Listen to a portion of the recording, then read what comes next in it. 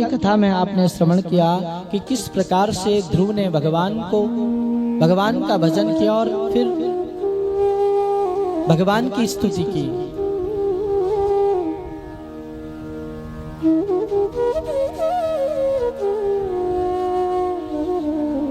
भगवान ध्रुव पर प्रसन्न हो गए।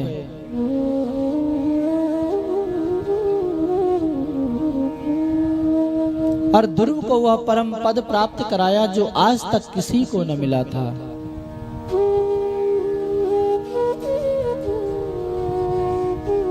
भगवान के दर्शन कर अब ध्रुव अपने घर की ओर लौट रहे हैं। और आज जब घर की ओर पुनः लौट करके आए तो आज ध्रुव के स्वागत के लिए सब लोग खड़े हैं। सब स्वागत करने के लिए खड़े हैं। सबको समाचार मिला कि ध्रुव जी महाराज को भगवान का दर्शन हो गया।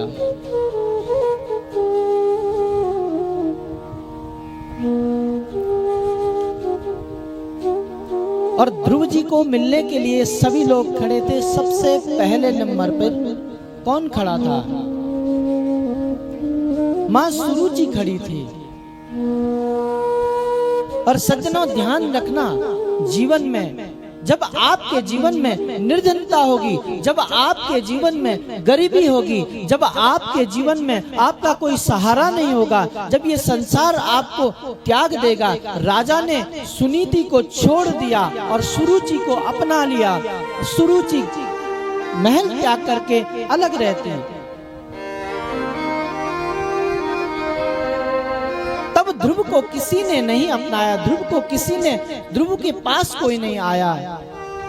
लेकिन जब उस परमात्मा का सहारा, उस जगदीश्वर का वरहस्त हमारे ऊपर आता है, भक्त के ऊपर आता है, तो सारा संसार आपके पीछे आ जाता है। तब आपका कोई कितना भी बड़ा, चाहे आपका अहित चाहने वाला, जब आप उन्नति की ओर जाते हैं ना, तो सब फिर आपको डूबते सूरज को कोई नमस्कार नहीं करता, उगते सूरज को सब नमस्कार करते हैं।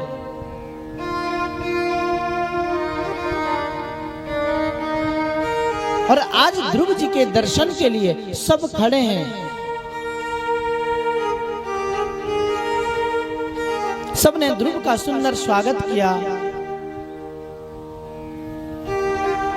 राजा उत्तानपाद ने अब ध्रुव जी महाराज का जब कुछ समय व्यतीत हुआ, थोड़ा युवावस्था में आए, तो राज्याभिषेक किया।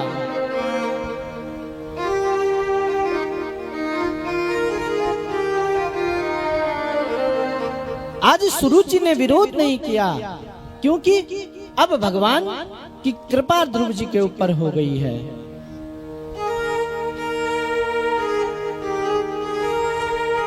और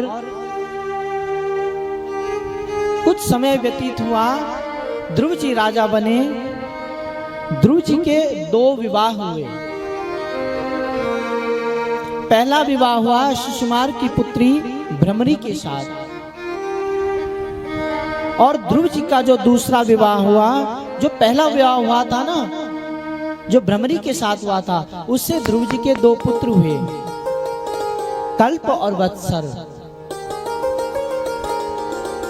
दूसरा जो विवाह हुआ था वो वायु की पुत्री इला के साथ हुआ था। और उनसे एक पुत्र हुआ, उसका नाम था उत्कल।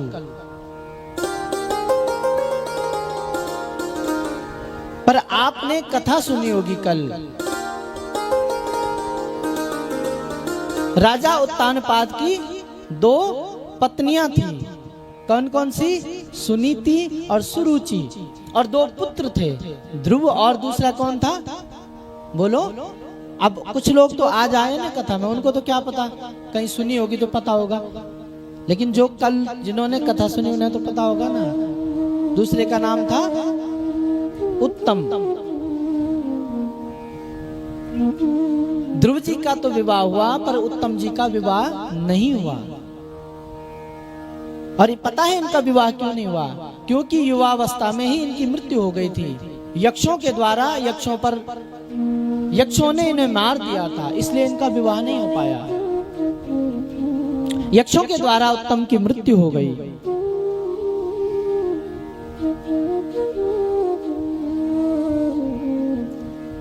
और आज जब उत्तम की मृत्यु यक्ष के द्वारा हुई तो सुरुचि उस पुत्र शोक को सहन न कर पाई और पुत्र शोक में उसने अपने प्राण त्याग दिए। क्यों? क्योंकि जीवन में सत्संग नहीं किया था, जीवन में अच्छी भावना नहीं रखी थी, इसलिए शोक में मृत्यु को प्राप्त हो गई। ध्रुव जी महाराज को जब पता चला कि यक्ष ने मेरे भाई को मार दिया तो अलकापुरी पर आक्रमण कर दिया और युद्ध किया उनके साथ।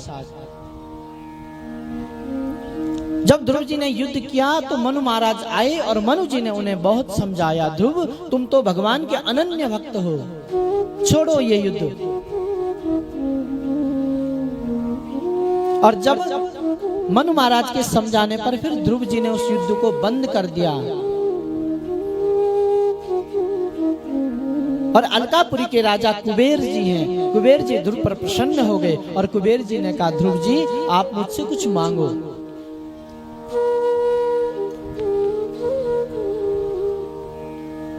पर जिस बालक ध्रुव ने छोटी सी 5 वर्ष की अवस्था में जब उसे पिता की गोद चाहिए थी, जब उसे राज्य चाहिए था, तब उसके मन में कोई लोभ, तब उसके मन में राज्य की आकांक्षा नहीं आई।